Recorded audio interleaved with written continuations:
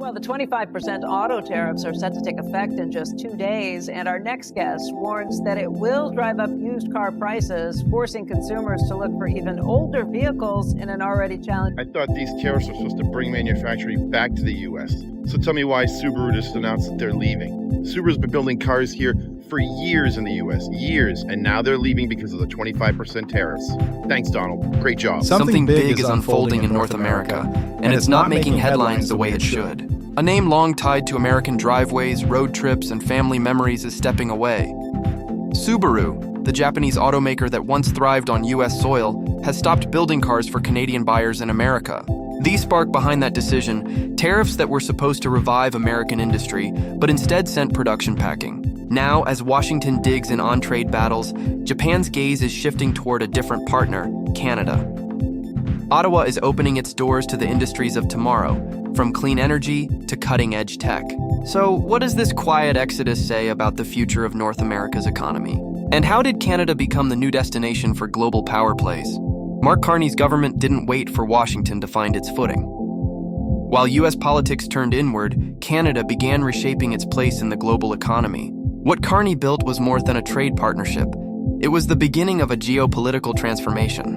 And when he walked onto that stage in Kuala Lumpur, the global balance of industry quietly began to lean north. When President Trump introduced his 25% tariffs on imported autos and metals, the promise was bold. Factories would roar back to life. Jobs would return, and America would once again become the heart of manufacturing. But instead of sparking a renaissance, the move triggered a retreat. Companies that had long produced cars and parts in the United States started packing up and looking elsewhere. Subaru was the first to make it official, halting production for Canadian buyers in its American plants and moving those operations back to Japan. The math was simple. With steel and aluminum prices skyrocketing under new tariffs, manufacturing inside the U.S. became more expensive than importing finished vehicles. Subaru's decision sent a shock through the automotive corridor. Workers who had once built Outbacks for Canadian roads suddenly faced uncertainty about their future. While Washington blamed others and doubled down, investors saw a deeper trend taking shape. Economists began calling it reverse localization, the exact opposite of what Trump intended.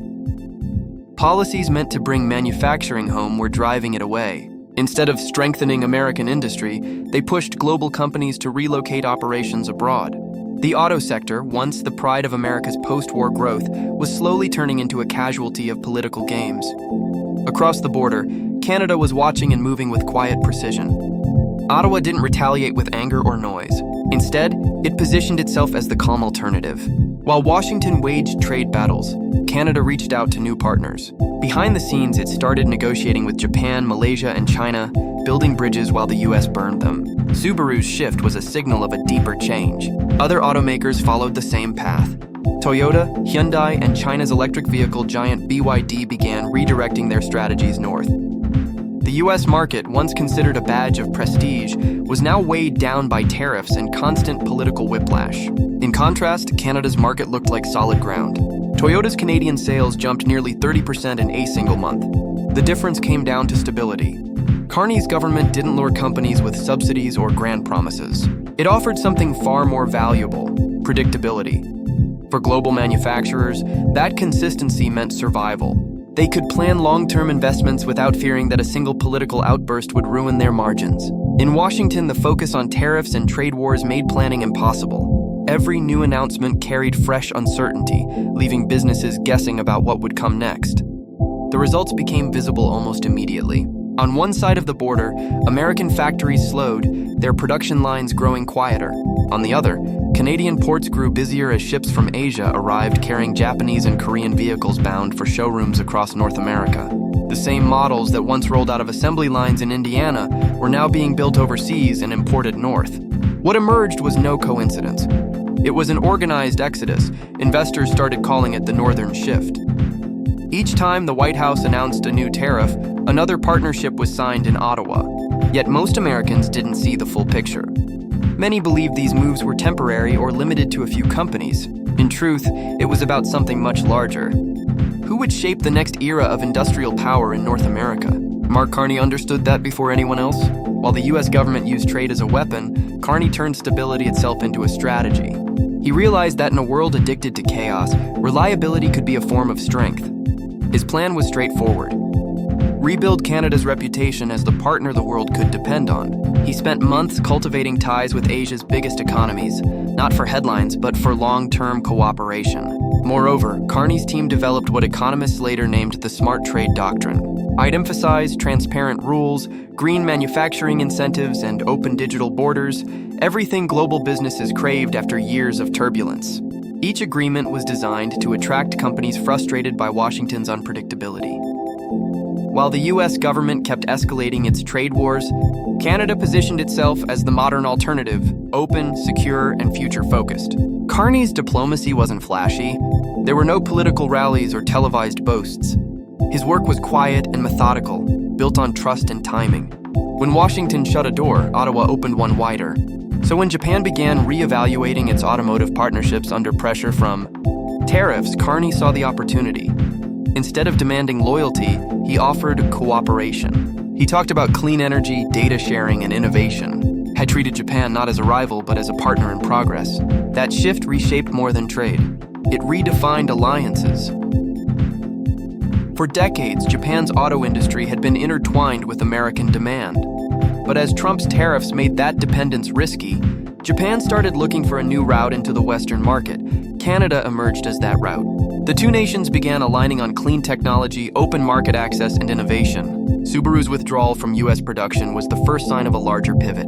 Japanese automakers started using Canadian ports to reach North America, effectively bypassing the U.S. altogether.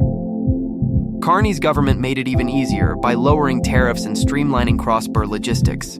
For Japan, it was a way to keep access to Western consumers without facing American political uncertainty. For Canada, it was a once-in-a-generation opportunity to become the new bridge between Asia and the West. The symbolism was hard to miss. Japan wasn't abandoning the United States out of hostility. It was choosing predictability over volatility. And Canada wasn't pleading for attention. It was being invited into leadership. What began as a strategy for survival had become the blueprint for a new economic order. When Mark Carney arrived in Kuala Lumpur for the ASEAN summit, few expected anything groundbreaking. But what unfolded there changed everything. Standing before representatives from Japan, Malaysia, China, and Indonesia, Carney delivered more than a policy speech.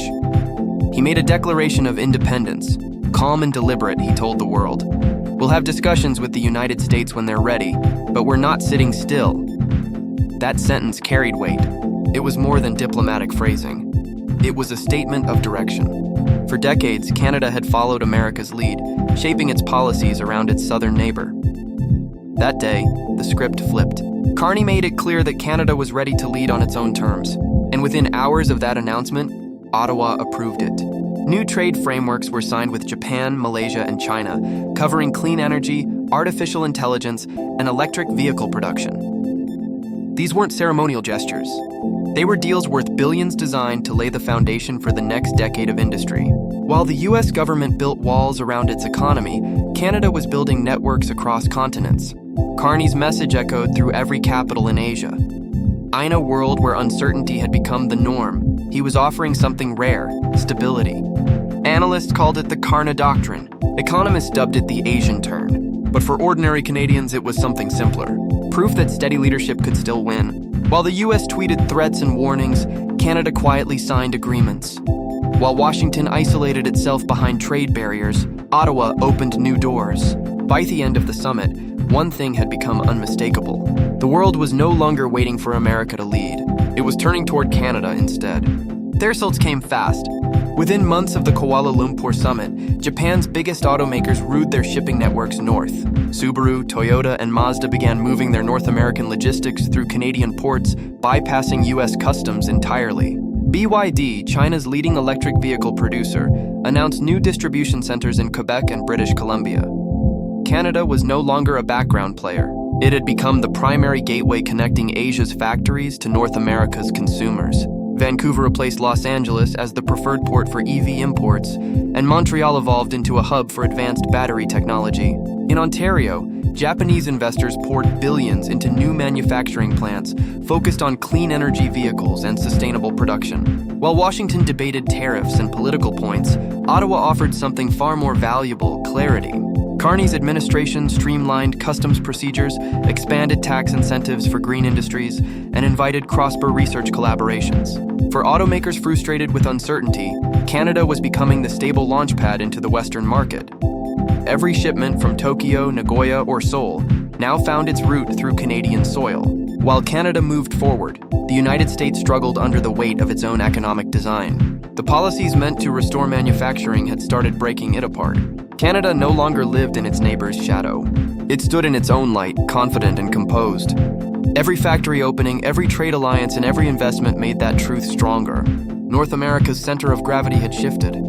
The industries shaping the future, automotive, clean energy, and advanced technology, were no longer confined by old borders or policies built on threats.